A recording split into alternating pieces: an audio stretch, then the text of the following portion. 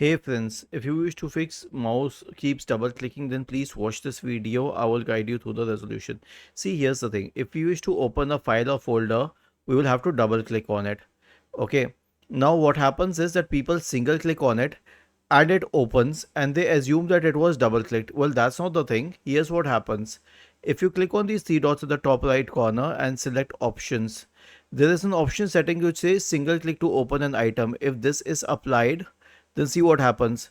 I click on it once and it will open it. So a single click will work akin to a double click. How do we solve this? Obviously click on these three dots, go to options, double click to open an item, apply, okay. Now we'll return and try it. Does a single click open it? No, we'll have to double click it. Was this helpful? If yes, then please subscribe to the channel. If not, then let us know in the comment section of the video on how we could help you further. Thank you for watching this video and have a nice day.